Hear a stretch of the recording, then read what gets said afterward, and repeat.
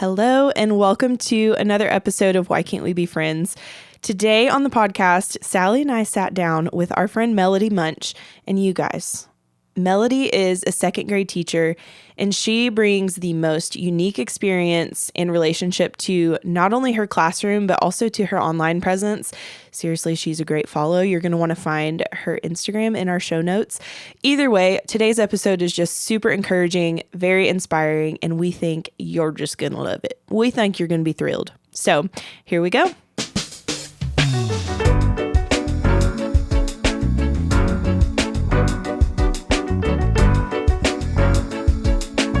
Hey guys. Welcome to Why Can't We Be Friends? And Melody, we're so glad you're here. Hi, glad to be here. For those of you who don't, or for the people who don't know you, imagine nobody has ever heard anything about you.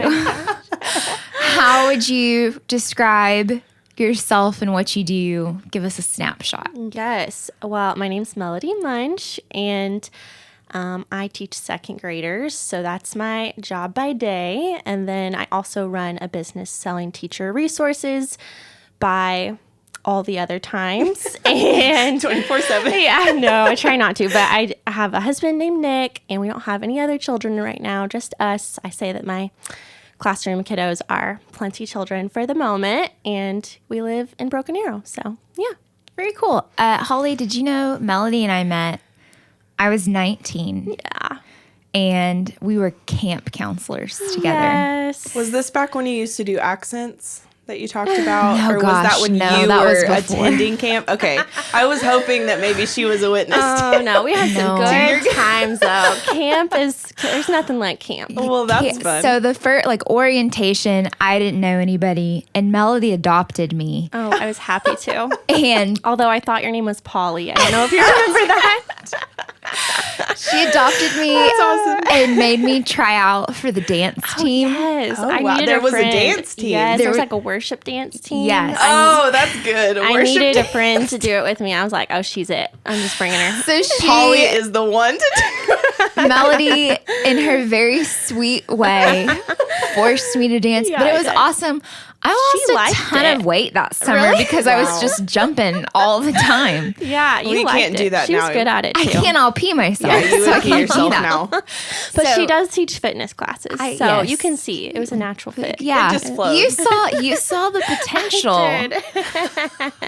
So I've was known great. Melody for a while. Yes. And one thing that's awesome for those of you who don't know Melody, she just encapsulates being a second grade teacher. Like you are, even from when I first met you to hear like what you're doing now is such a natural. I'm like, that is so Melody. Like it's always awesome. been. That has just been who you are, a natural gifting towards children and teaching and all the little things that you do. Thank you. And I think even then you knew you wanted to be a teacher.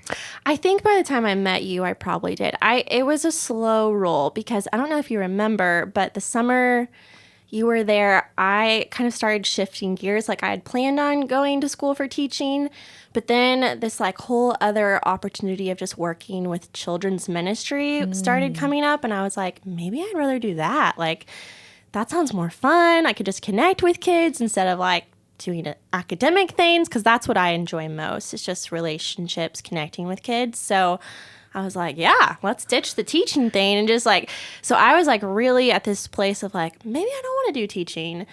And God just is so faithful, little steps over time, leading me back to teaching. And my parents were like, well, if you want to do church internships or whatever, that's fine, but we're not funding that. Yeah. And I was like, okay, well, I don't want to go broke, so I will obey and go to college like you want me to.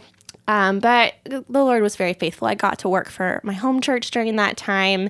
And by the time I got to student teaching, I just had a really great mentor. When I saw her handle the classroom how she did, I was like, okay, if I did it like that, then I think I would like it. And so I kind of got swayed back. But it was a journey for me because I was like, man, teaching sounds like a lot of work. And it is. Yeah. And so I was like, I don't know if I want to do that. This just sounds too strapped down.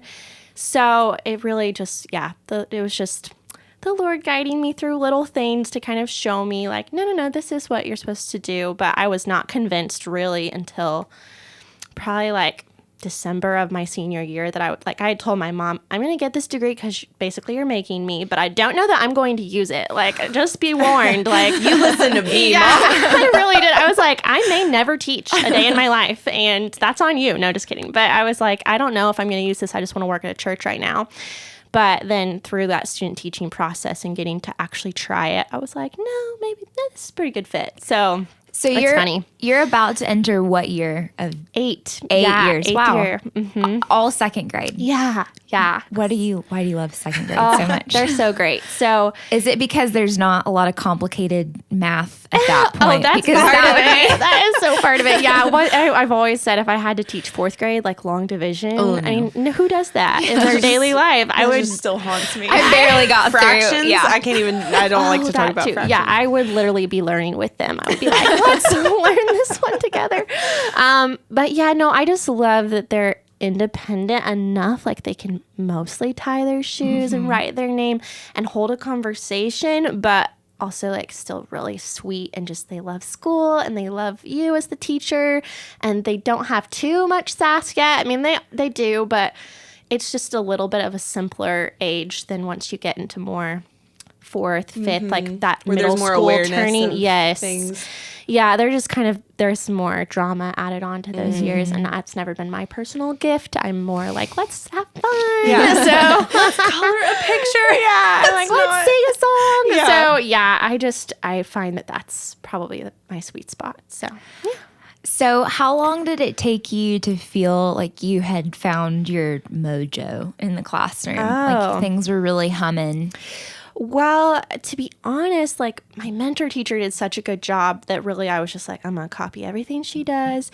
And then I'm going to like add my own flair to it. And so I felt like my first year I had a really small class. I was at a private school, also a Christian school. So I had just really great kids and they just kind of like were perfect students. Like they just like did everything you would want. And so I felt like I was in my groove, but I've just improved every time, like learning from other people, watching other people. Like it's only gotten better, but I guess I just felt really confident having a really solid baseline to go after. Like I knew what I was doing worked because I'd seen it work in a different classroom. And I'd also seen what didn't work in other classrooms. So I was like, okay, I know like how I want to run my classroom. And then like everything else I'll figure out, like how to teach specific things better or strategies that make things more fun. Like those things, I'll figure it out. But I had a really good foundation. So I would say though, probably my 3rd year is when I really started getting comfortable, like trying new things. I started writing my own classroom songs that year. So I really felt like I'm my own style now. Like I'm doing less just based off of what my mentor did. And now I feel like, okay, I'm like coming into my own thing. So that was probably the year I felt like, okay, this is a turning point. But I imagine it would be helpful to do something like it's the same every year so you can go back and go, okay, let's run that play. Yes. And then but improve it this way. yes. And like so incrementally getting better yes, for sure. year over year over year. And Yeah. repeating something over and over. Yeah, things did change. Like they always change up curriculum, which as like a very type A person, I'm always like, no, but I already have all the plans for the But other that one. worked. Yeah. So, I mean, there's definitely things that where it's like, oh, good, this curriculum's not great. We need something new. But that always took me a long time to like grapple with something new again, because I just spend a lot of time thinking about how I'm going to do my lessons and teach things and lay it out. And so, yeah, once I have a curriculum for the 2nd year, it's always like, a little breathing room. I don't have to spend as much time, and all that work you've already done is paying off. So, yeah. So at what point because I think if anyone will look you up or follows you online, they see this amazing, well, for one, just the way you share, like your connection with your students or like the handshakes that you do, all of these things that are just awesome to even watch of like, I don't have a child in school yet, but I'm like, oh, I hope Everly has a teacher like this, like when it comes to that. So at what point so you found your groove, you're in this thing. At what point did you think, maybe was it always like I should share this online? Was there always like an end goal of something like you're doing now, or did it just, I don't know, naturally flow into that? No, there was definitely no end goal. I don't even think I knew Instagram. Like, I didn't have an Instagram, I think, till like the end of my third year. A friend had told me about another teacher on the platform, and I went and started watching her videos and was like, this is amazing. I'm getting so many great ideas. And so I just thought, oh, well, like, I guess I'll just share some things that I'm doing. But it wasn't business related at first. It was just like, here's a video, something random I'm doing. And that was really fun. But then once I started writing more classroom songs, originally I was like, if you'd like the lyrics to this song that I wrote for my class, send me a message and I'll like copy and paste them to you. That's awesome. And so I did that for a while. But once I had like 4 or 5 songs, people started going, well, can I have the lyrics to this one and all of your other ones? And I was like, that's a lot of copy and pasting. Like, there's only so many characters you can do. Only so much these fingers so can do. I was like, this can get to a lot. And then one of the people that had messaged me said, why don't you put this on Teachers Pay Teachers, which is kind of equivalent to an Etsy, but for teachers. And it's mostly pretty much 99% digital downloads. So either like work pages or lesson plans or slide templates, just anything digital that a teacher could use in their classroom. So they said, why don't you put this on Teachers Pay Teachers, like all of your lyrics? And I was like, well, people really pay for that? Like, it's just like they could watch the video and write down the lyrics themselves. Like, why would they pay for that? But as I had more songs, they were like, no, people, like, I would pay for that. And I was like, okay, well, I'll put it up there. So I put up like my product and I sent the link to the people that had said they would buy it, and like all of them bought it. And I was like, this is amazing. I was like, this is actual income. And so, you know, it just started out so small, like those little seeds. But I just kind of kept growing it very slowly, very step by step. Like, there was definitely never like a, let's quit teaching and just do this. Like, that was never a vision for me. It was just like, oh, well, I'm making this for my students, so now let me share that. And so I had to learn a lot about like copyright and things like that so that I could share it. Definitely didn't know a lot of that at the beginning, and so I had to take some things down later on because I was like, all of that is copyrighted. Like, all of that's Google images. I cannot share that. So I definitely have learned a lot along the way, but yeah, just little by little by little, as I've added things and it's grown, it's become more of an actual business. So definitely fall into that like accidental entrepreneur category where it wasn't really something I thought much about. And then just as things have grown and my ideas have grown and my abilities have grown to share, it's become something that I'm like, oh, wow, this is a real thing. I also think it's so interesting that probably 9 times out of 10 with any type of entrepreneurship, it starts with the thought of, well, no one's going to care about that. And it's always the person doing it. Like, I know I've done it in my business. I know you have, of like, well, I don't know that someone would even want that. Yeah. But then realizing that just trying it, you will be amazed. And I think that's, I mean, obviously a testament to where you are today. Yeah. Which you just launched something new. Yes. Yeah. So I put together a course for teachers because the way I lesson plan and teach my students is using Google Slides, which is a little different than the traditional written lesson plan. It's very visual. So when I go through my day, I have a slide up at all times, and it has visuals for the students and for me. And it just makes teaching much easier, in my opinion. And it makes me feel more confident. It gives my students benefits. So that was a very, like, a case in point of this little step-by-step thing, too, because I didn't ever think that would be a course. Like, that was never an idea of mine. But naturally, through sharing about here's how I lesson plan, I started getting questions. And eventually, again, someone was like, would you ever put together like some kind of workshop for us that would be more like in depth? And I was like, that sounds like a course. And so just through another like little by little steps of sharing things was like, well, okay, what would this look like? And so, yeah, just following those steps. So yeah, that launched this summer, and we had a really great turnout. It was great. Teachers really liked it. And so then there were other teachers that wanted to join that missed out. So I did kind of like a mini, like a little baby second launch for people that missed out.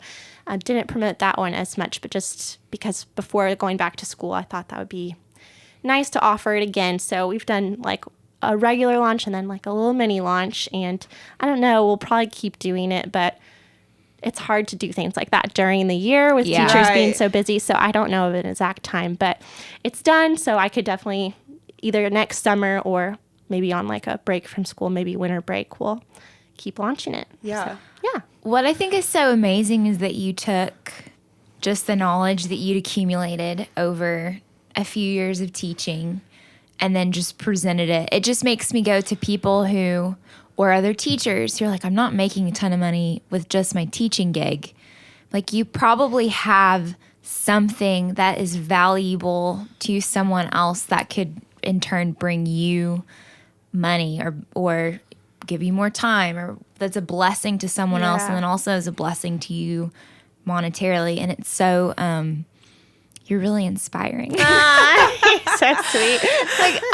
So if you go follow Melody on Instagram, it's Mrs. Munch. Mrs. Munch's Munchkin. Mrs. Which is Munch's the cutest Munchkin. name A little bit of ever. a mouthful. It's but so perfect. It's perfect. So perfect that you married Nick for yes. I know. For I that really- last name. Yes. I really hit the jackpot. I was pretty excited when I like started seriously dating Nick. I was like, ooh, I would be Melody Munch. I like that. This is good. I hope this works out. First date, you're like, God, I hope this works. I have plans. I was like, this will be a good teacher name. I Your hope this last works name out. is perfect for my business endeavors. So I, not a teacher, but follow you, and I think your stuff is so interesting. And I'll watch the videos. I'm like, this applies to me in no way whatsoever. But it's really interesting. And then also, just you have found your niche in.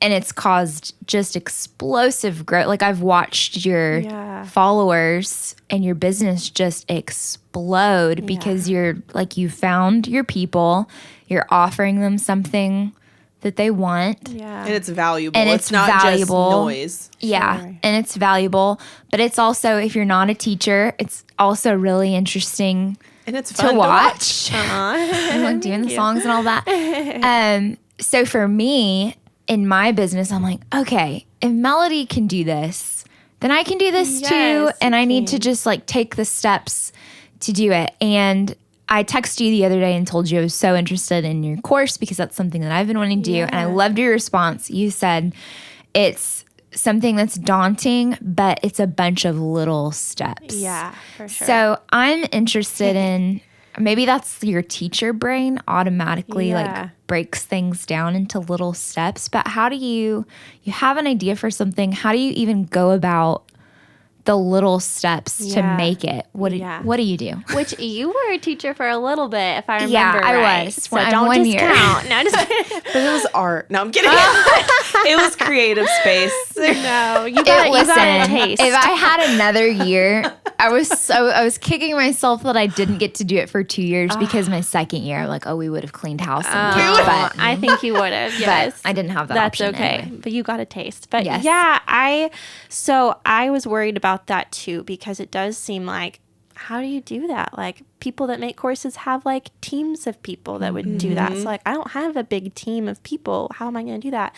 But there are people who teach you. So there are courses that you can buy on how to make a course. So that is immediately what I sought out, because I was like, okay, if this is going to happen, which I was trying to build the course while I was teaching full time, like during the year. So I was like, there's no way I'm going to prioritize this unless I invest in a plan. So there are many options for that, but I'd also never taken a digital course. So I was like, I feel like I should probably experience one so that I know what it feels like as the student and what I would want to offer my students, so just that I have that experience. So I found a teacher that had a course on, it was called like Course Creators Masterclass or something like that. And so I took her course, And there wasn't necessarily anything revolutionary in it, but because I had to invest in it, it made me more accountable because I was like, well, I'm not going to spend this money and then not do the steps. So I went through that, and it started you off just really basic, like get your idea down, think through if you're teaching your new friend, like have an ideal customer in mind, or your IDA, ideal customer avatar, and think through logically how you would take them from 0 to they know how to do whatever you're teaching. So I just kind of broke that down by step and then clustered, like, okay, this could be a unit and that would be a unit. And then from there, they really encouraged us to like think small, like really mini lessons. Because when you're doing a digital course, nobody really wants to sit down and watch like a 40-minute video from you. Like it just gets long, and you want to have little action steps so people feel like they are accomplishing things. So I just really made everything small. I tried to make sure there was like no video over 10 minutes. A couple of them are, but I really tried just to make everything small. And when I did that, I was like, whoa, we've got there's a lot of little lessons here. But because it was so small, it made it easier for me to film and put everything out. So then I made slideshows for each mini section detailing what they would need to know and what they needed to do if there was an action step for them. And then I just started recording using my slides. I would pull them up and explain the lesson. And then because it was digital, I could like show them on my screen, like, okay, here's how you do this step. Okay, now you go do it and then come back for our next session, and then put it all in. And so, yeah, that was probably the biggest step, was just laying out like, okay, what are all of these mini lessons going to be? And then building my slide decks to kind of flesh out like practically how am I going to guide you through that step by step and show you. And then the last steps after that were just recording, which was a lot of work, but I felt confident because I had everything laid out, and then finding a platform to put everything on. So yeah, that was kind of the fun part. Once you've done all that work, it's like, okay, now this is fun, like putting everything in and making branding. And I got to reach out to Holly to do a little photo shoot for me. That was so fun. Just kind of making everything feel like a solid course, like a real brand would put out. I didn't want it to feel like thrown together or like, I don't know, unplanned. I wanted it to feel crisp and professional. So adding all those little touches was like the fun sprinkles part on the end. But yeah, I think what sets you apart from other people who have this idea, I'll speak for myself, what sets you apart from me is you have a willingness to go back and look at what worked and what didn't work, like through your year of teaching, and then refine it, and then to go through and make yourself do like, what are the steps that I need to do, and actually do the work. Because it's one thing to I have an idea, but getting it like, okay, well, you have to do the work after. And that's super, it's challenging and also really encouraging, and even listening to you. I'm like, Melody had a successful course because you did the work for the course, but also you did the work for the years leading up to the course. I agree. I was talking with a friend the other day about how like social media and using things like tools like that to grow your business, it can be challenging because I think we're so accustomed to an instant reward. Like I want to make something, let's use social media. If I make a post today, I want to see that it gets the numbers. I want to see that there's an increase on it immediately. And so speaking for myself in my business, I have the ideas. Yeah. I've got a large stack of ideas filed away, and then I get upset that they don't happen, but I'm not sitting and going like, okay, if I want this to happen and it's not just an Instagram post, a following, a like, a view, it's actually investing in it because I know that the end result is going to be better. Yeah. That's so challenging for me because I feel like I'm just like, well, what are we going to do right now? I want to be able to do it next week. Right. Like I want it now. And then I go, that's such a bratty way to think. I'm like, I need to be realistic. There's a lot of work that has to be done before you ever see any payoff from it. So that's what sets people apart. Oh yeah. That's why Melody's over here and we're here. I know. No. How do you So do you have anyone that helps you? How are you doing all this? Tell us your secret. We don't know the secret. So I do have a friend, my friend Megan. I had her daughter in my class years ago, and then during distance learning, she knew how I taught. She knew I used slides, and she knew she needed to do something like that for her 7th grade class.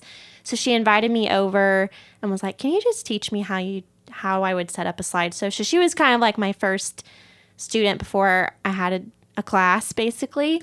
So I taught her, and she uses slides all the time, and she's still teaching with them. So when I had this idea, I reached out to her and was like, "Hey, I know you're using this in a different grade level."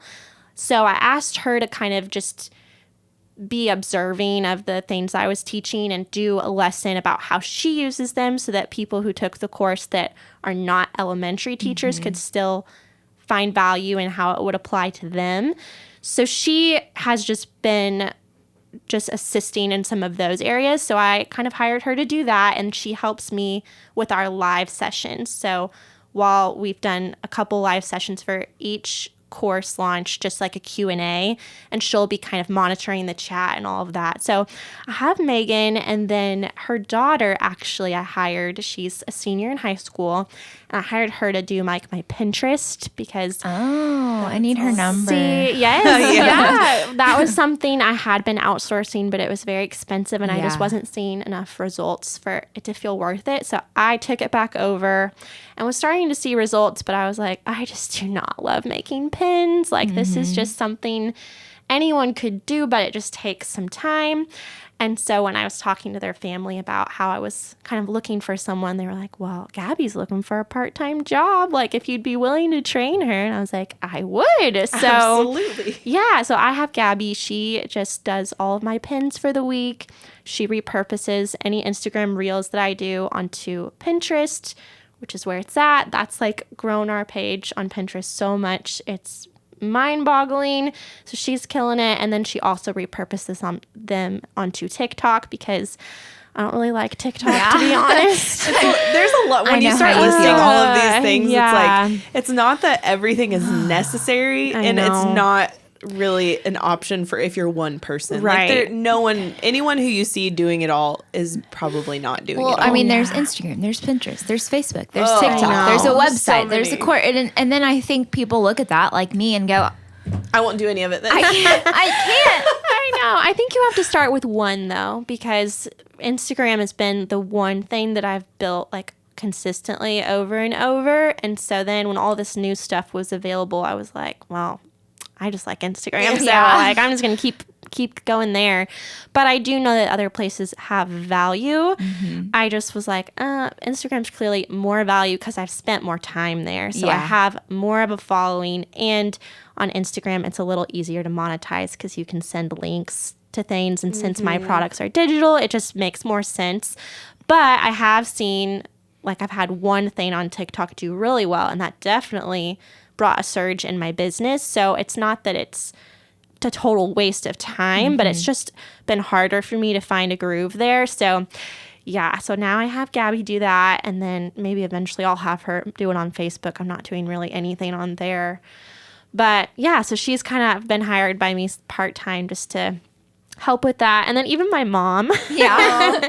She loves stories. My mom's a great storyteller. So there's a product line I had that was like story-based math problems for each holiday. And so I hired her to do the stories. So I love just that. a few I love things. that. But That's so fun. Yeah. And she was probably going, and you said you'd never teach. Right.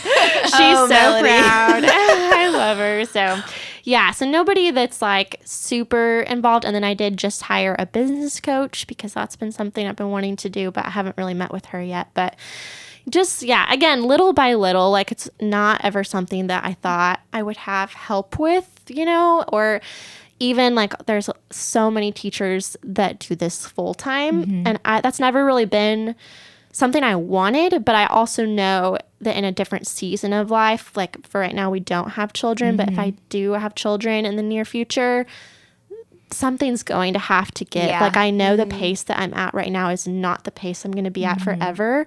So understanding that, I'm like, okay, well, something's going to have to give. So either it's going to be outsourcing a lot more of the business, or it's going to be probably not teaching and doing this, which is sad because I love teaching. So I'm like not sure, but I don't really worry about it because I mean, God's been so faithful with every little step that I'm like, when we get there, I know that I'll know what to do, even 100%. If it's hard. So it's not really something I sweat over, but it is like when I think about it, I'm like, oh, something's going to have to go. Like it just can't be this way forever, but that's okay. Everything has a season. So I love that. I've said this all the time. It's not about balance. It's your priorities, and you have to, what you do changes based on your priorities. But I think what I love most about your story is just that you took something like a gift that God gave you that is so natural to you.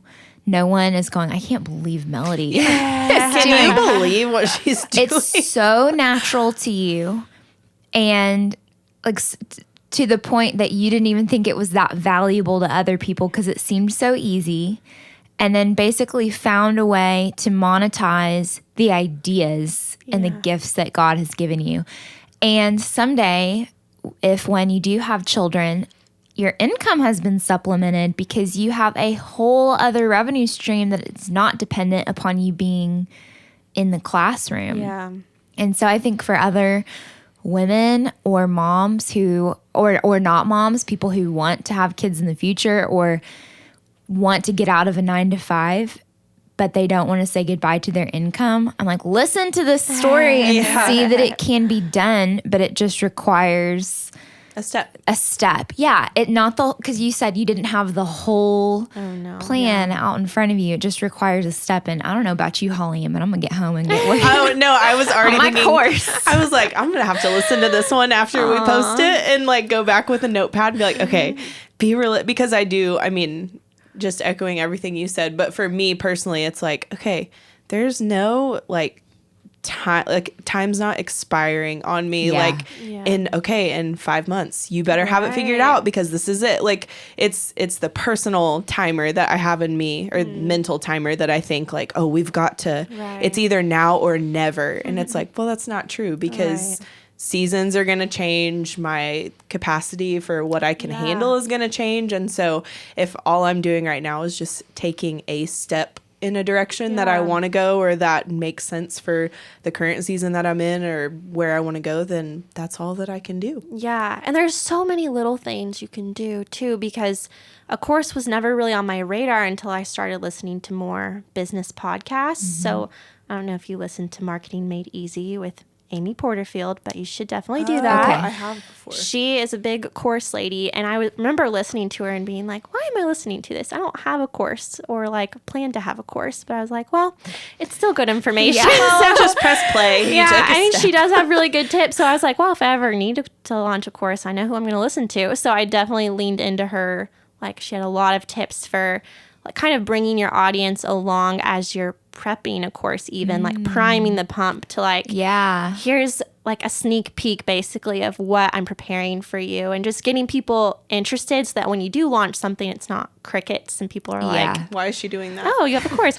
So like really like just showing like the whole time I was leading up, I was just sharing about how I lesson plan, how I use slides often and why I love slides and just tons of stuff about that so that when it came time, people already knew it was coming and they were excited and they were on the wait list and all of that. And so that made it much easier to get to the finish line because people were expecting it. People were waiting. They were like, when's the course coming? And I was like, it's coming. I don't have a launch date yet, but just get on that wait list. I don't know. But people were patient with me and they knew that I was doing the work because I was showing them like, here's a sneak peek. This is what I'm prepping, So that kind of held me accountable and made it a little more exciting because I was like, people are wanting, like people are waiting, Well, and correct me if I'm wrong, but I would assume that from like, again, a business owner running social media standpoint, obviously it's a very common stress point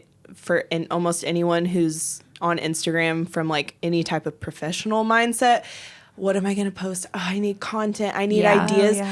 But if you have this goal behind the curtain of like I'm writing, I'm working these things, your content is there and Yeah. you just have to show up, as Right. opposed to showing up and going, what should I say?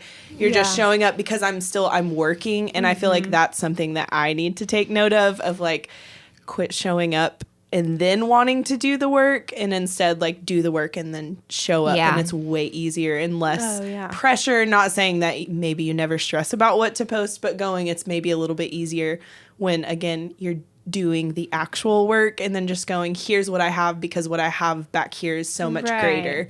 Yeah, it's so much like all these things. It's so much like, I think of like plants and like the root system. Like there's so much unseen, but it comes to fruition eventually. It's just in She's those gonna little preach, steps, in those little.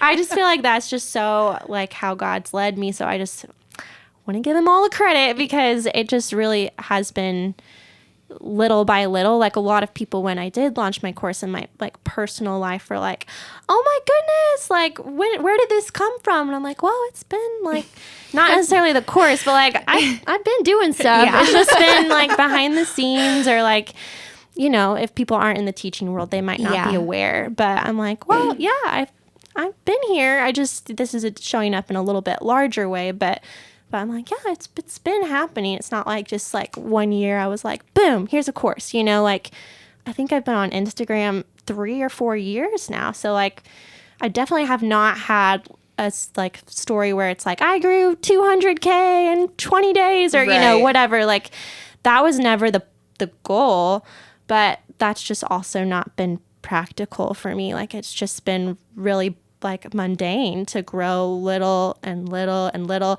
But if you weren't there for that part of the story, you didn't see the roots, like we can't see the roots forming, then you're just like, wow, there's this, it's easy to look at somebody's thing and be like, whoa, that looks impressive, but it's really not that impressive if you go way back to the first little steps, the little baby steps. So I think it's easy too to just get jealous of someone and just go, well, you just did the thing. And then, but it's like, no, they did the work, and I can't be jealous of someone's success if I'm not willing to put in the work. But I just love that I was going to say, there's a proverb, a man's gift makes room for him and brings him before great men. And I just think this is such an outflowing of your gifts. And it's just so, it's really encouraging. It's encouraging to me because it makes me go, okay, maybe there's money on the table. Yeah. For me, of something that I'm like, oh, I don't think that anyone would want that. And Don't you think that? Don't you? Don't you do it?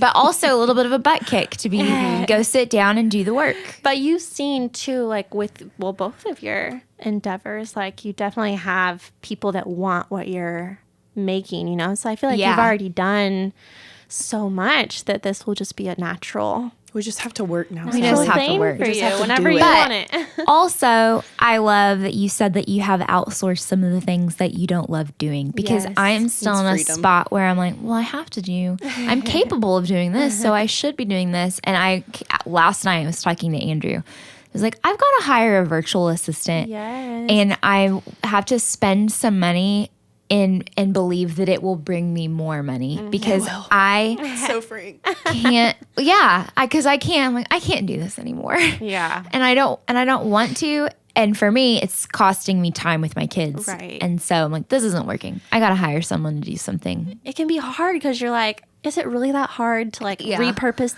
this Instagram reel to TikTok? Like, no, that's not a hard thing. Like, I can just do it. But then eventually you're like, this adds up. Like, just, even though it doesn't seem like that big of a task but even just giving away little things, it's funny how it just frees your mind up even to where you're like, oh, great. That's not on my plate now. And it's just easier to helps. just throw a ball than it is to juggle all the time. Because it's like eventually you're going to drop something. I'm going to put that on a pillow. That's good. That's I'm a going good to put statement. that on a punch Punch it on a needle. pillow.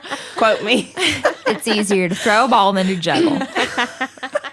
just spitting facts. No, like I said, I feel like I'm going to have to go back and listen to this because there were just so many helpful things that I'm like, okay, this made me feel so good about, just encouraged and inspired to do something. Because like I said, we've got to do the Just work. do This is it. why we have to bring people like you on. Because Yes. we need the reminders that we got to pick it up. We got to do something. So people can find you on Instagram, Mrs. Munch's Munchkins. Yes. And then where else can they find you? Yes. So same handle on TikTok, and then mrsmunchesmunchkins.com is like my blog. Okay. So, yeah.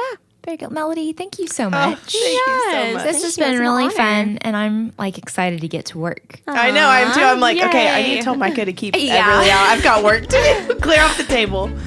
Thank you so awesome. much.